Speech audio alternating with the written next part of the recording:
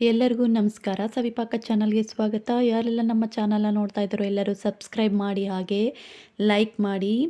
ನಮ್ಮ ಇವತ್ತಿನ recipe hotel ಸ್ಟೈಲಲ್ಲಿ ಮಸಾಲೆ ದೋಸೆಯನ್ನು ಮಾಡಿ ತೋರಿಸ್ತಾ ಇದ್ದೀನಿ ನಾನಿಲ್ಲಿ. ಈ ದೋಸೆ ಮಾಡೋದಕ್ಕಂತೇಳಿ ನಾನು ಒಂದು ದಿನ ಮುಂಚೆನೇ ಒಂದು ಸ್ಪೂನಷ್ಟು ಮೆಂತ್ಯ, ನೀರು ಕುಡಿಯೋ ಗ್ಲಾಸಲ್ಲಿ 2 ಗ್ಲಾಸಷ್ಟು ಅಕ್ಕಿ, 1 ಸ್ಪೂನಷ್ಟು ತೊಗರಿಬೇಳೆಯನ್ನು ಹಾಕಿ ನೆನೆಯೋದಕ್ಕೆ ಇಟ್ಟಿದ್ದೀನಿ. ಹಾಗೆ ಇಲ್ಲಿ 2 ಗ್ಲಾಸ್ ಅಕ್ಕಿಗೆ ಅರ್ಧ ಗ್ಲಾಸಷ್ಟು ಉದ್ದಿನಬೇಳೆ, ಹಾಗೆ 1 ಹಿಡಿಯಷ್ಟು ಅವಲಕ್ಕಿಯನ್ನು ಕೂಡ ಹಾಕಿ 4 ತಾಸುಗಳ ಕಾಲ ಇದನ್ನು ನೆನೆಯೋದಕ್ಕೆ ಇಟ್ಟಿದ್ದೀನಿ. ಇಟ್ಟಂಥ ಉದ್ದಿನಬೇಳೆ ಅಕ್ಕಿಯನ್ನು ನಾನಿಲ್ಲಿ ಮಿಕ್ಸಿ ಜಾರಿಗೆ ಹಾಕಿ ಗ್ರೈಂಡ್ ಮಾಡಿ ಒಂದು ಪಾತ್ರೆಯಲ್ಲಿ ತೆಗೆದಿಟ್ಕೊಂಡಿದ್ದೀನಿ. ಗ್ರೈಂಡ್ರಿಗೆ ಕೂಡ ಹಾಕಿ ರುಬ್ಕೋಬೋದು.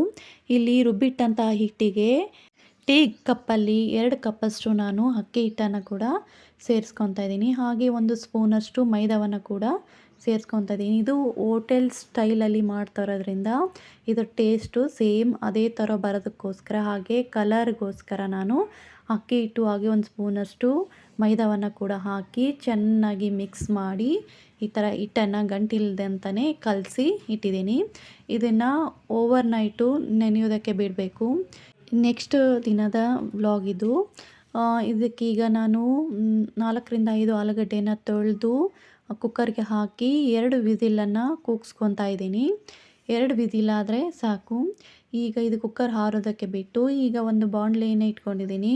ಇದಕ್ಕೆ 5ರಿಂದ 6 ಸ್ಪೂನ್ ಎಣ್ಣೆ ಕಾದ ನಂತರ ಸಾಸಿವೆ, ಜೀರಿಗೆ ಹಾಗೆ ಕಡಲೆಬೇಳೆಯನ್ನು ಹಾಕಿ, ಕಡಲೆಬೇಳೆ ಕೆಂಪಗಾದ ನಂತರ ಕರಿಬೇವು ಹಾಗೆ ಉದ್ದಕ್ಕೆ ಹೆಚ್ಚಿಟ್ಟಂತಹ 2 ಈರುಳ್ಳಿ ಹಾಗೆ ಹಸಿಮೆಣಸಿನ್ಕಾಯಿಯನ್ನು ಕೂಡ ಸೇರಿಸಿ ಚೆನ್ನಾಗಿ ಫ್ರೈ ಮಾಡಬೇಕು.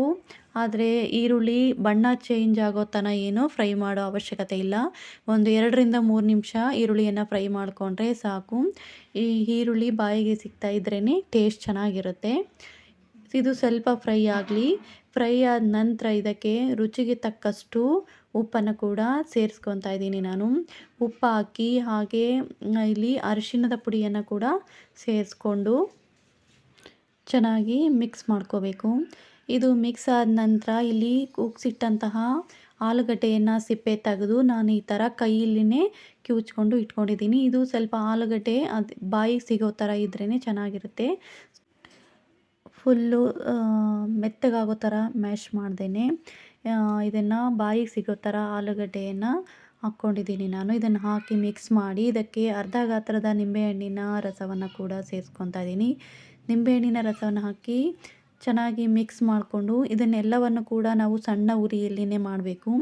ಇದಕ್ಕೆ ಈಗ ಕೊತ್ತಂಬರಿ ಸೊಪ್ಪನ್ನು ಹಾಕಿ ಮಿಕ್ಸ್ ಮಾಡಿ ಗ್ಯಾಸನ್ನು ಆಫ್ ಮಾಡಿದರೆ ಆಲೂಗಡ್ಡೆ ಪಲ್ಯ ಕೂಡ ರೆಡಿಯಾಗಿರುತ್ತೆ. ಈಗ ಮಸಾಲ ದೋಸೆಗೆ ನಾವು ಈಗ ಮಸಾಲೆಯನ್ನು ಕೂಡ ರುಬ್ಕೊಳ್ಳೋಣ. ಈಗ ಬಿಸಿ ನೀರಲ್ಲಿ ನೆನೆಸಿಟ್ಟಂಥ 6ರಿಂದ 7 ಒಣಮೆಣಸಿನಕಾಯಿ ಹಾಗೆ 1 ಈರುಳ್ಳಿ, 1 ಸ್ಪೂನ್ ಅಥವಾ 2 ಸ್ಪೂನಷ್ಟು ಕಡಲೆ, ಬೆಳ್ಳುಳ್ಳಿ ಹಾಗೆ 1 ಸ್ಪೂನಷ್ಟು ಮೆಣಸು, ರುಚಿಗೆ ತಕ್ಕಷ್ಟು ಉಪ್ಪು, ಸ್ವಲ್ಪ ಸಕ್ಕರೆಯನ್ನು ಹಾಕಿ ನುಣ್ಣಗಾಗೋ ಥರ ಇದನ್ನು ಚೆನ್ನಾಗಿ ಗ್ರೈಂಡ್ ಮಾಡ್ಕೊಂಬರಬೇಕು. ಈ ಥರ ಪೇಸ್ಟು ಅಥವಾ ಚಟ್ನಿ ರೆಡಿಯಾಗಿರಬೇಕು. ರಾತ್ರಿ ರುಬ್ಬಿಟ್ಟಂತಹ ದೋಸೆ ಹಿಟ್ಟು ಚೆನ್ನಾಗಿ ಉಬ್ಬಿ ಬಂದಿದೆ. ಈಗ ಹಿಟ್ಟಿಗೆ ರುಚಿಗೆ ತಕ್ಕಷ್ಟು ಉಪ್ಪು, ಒಂದು ಅರ್ಧ ಸ್ಪೂನಷ್ಟು ಸಕ್ಕರೆ ಹಾಕಿ ಸ್ವಲ್ಪ ನೀರನ್ನು ಸೇರಿಸಿ ದೋಸೆ ಹಿಟ್ಟಿನ ಹದಕ್ಕೆ ಚೆನ್ನಾಗಿ ಕಲಸಿ ಮಿಕ್ಸ್ ಮಾಡಿ ಈ ಹದದಲ್ಲಿ ನಾನು ಇಟ್ಕೊಂಡಿದ್ದೀನಿ. ಈ ಹದದಲ್ಲಿದ್ದರೆ ಹಿಟ್ಟು ಸಾಕು. ಈಗ ಗ್ಯಾಸ್ ಮೇಲೆ ಒಂದು ಹಂಚನ್ನು ಇಟ್ಟು ನೀವು ನಾನ್ ಸ್ಟಿಕ್ ತವದ ಮೇಲೆ ಆದರೂ ಮಾಡ್ಬೋದು ಅಥವಾ ಕಬ್ಬಿಣದ ತವವನ್ನಾದರೂ ಯೂಸ್ ಮಾಡ್ಬೋದು. ನಾನಿಲ್ಲಿ ಕಬ್ಬಿಣದ ಹಂಚನ್ನು ಯೂಸ್ ಮಾಡ್ತಾಯಿದ್ದೀನಿ. ಇದಕ್ಕೆ ಮೊದಲೇ ಸ್ವಲ್ಪ ಎಣ್ಣೆ ಹಚ್ಚಿ ಸ್ವಲ್ಪ ನೀರು ಚಿಮುಕಿಸಿ ದೋಸೆಯನ್ನು ಕೂಡ ನಾನು ಇಲ್ಲಿ ಹಾಕ್ಕೊತಿದ್ದೀನಿ. ಈ ದೋಸೆಯನ್ನು ಸ್ವಲ್ಪ ಲೇಯರ್ ಇರೋ ಥರನೇ ಹಾಕ್ಕೋಬೇಕು. ಫುಲ್ಲು ತೆಳ್ಳಗೆ ತೀಡಬಾರ್ದು. ಹಾಕಿ ಇದಕ್ಕೆ ಮೇಲ್ಗಡೆಯಿಂದ ಚೆನ್ನಾಗಿ ಎಣ್ಣೆಯನ್ನು ಕೂಡ ಹಾಕ್ಬೋದು. ನೀವು ಬೇಕಾದರೆ ತುಪ್ಪವನ್ನು ಕೂಡ ಅಥವಾ ಬೆಣ್ಣೆಯನ್ನಾದರೂ ಕೂಡ ಬಳಸ್ಬೋದು. ತುಪ್ಪ ಹಾಕಿದರೆ ಇನ್ನೂ ಚೆನ್ನಾಗಿರುತ್ತೆ. ಇದರ ಮೇಲೆ ಈಗ ರುಬ್ಬಿಟ್ಟಂತಹ ಮಸಾಲೆ ಅಥವಾ ಚಟ್ನಿಯನ್ನು ಹಾಕಿ ಚೆನ್ನಾಗಿ ಎಲ್ಲ ಕಡೆ ಚಟ್ನಿಯನ್ನು ಸವರ್ಕೋಬೇಕು. ಈಗ ಚಟ್ನಿಯನ್ನೆಲ್ಲ ನೀಟಾಗಿ ಹೆಚ್ಚಿದ ನಂತರ ದೋಸೆ ಸ್ವಲ್ಪ ಕಲರ್ ಚೇಂಜ್ ಆಗುತ್ತೆ.